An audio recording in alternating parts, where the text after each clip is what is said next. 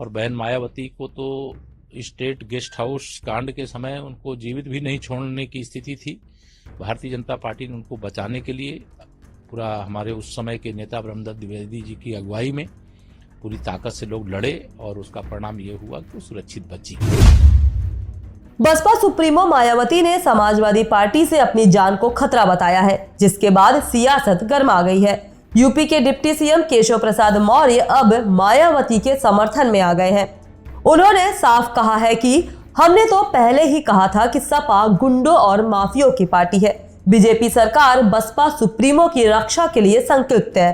Deputy CM Keshav Prasad Maurya ने मायावती की tweet पर प्रतिक्रिया देते हुए कहा कि मायावती जी यूपी की पूर्व मुख्यमंत्री रही हैं और बहुजन समाज पार्टी की राष्ट्रीय अध्यक्ष है। प्रदेश में बीजेपी की सरकार है।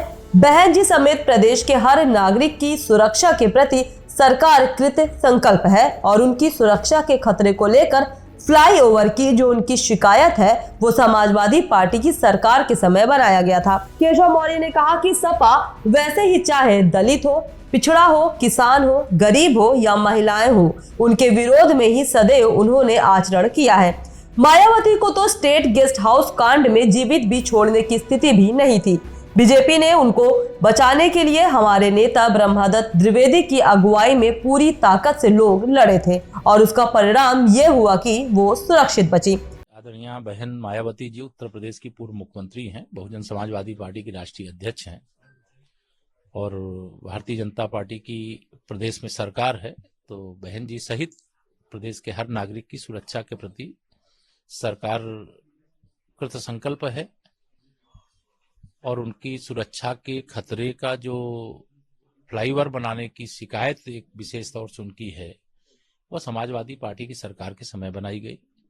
और समाजवादी पार्टी वैसे भी चाहे दलित हो, चाहे पिछड़ा हो और चाहे गरीब हो, चाहे किसान हो, चाहे महिलाएं हो, उनके विरोध में सदैव आचरण किया है।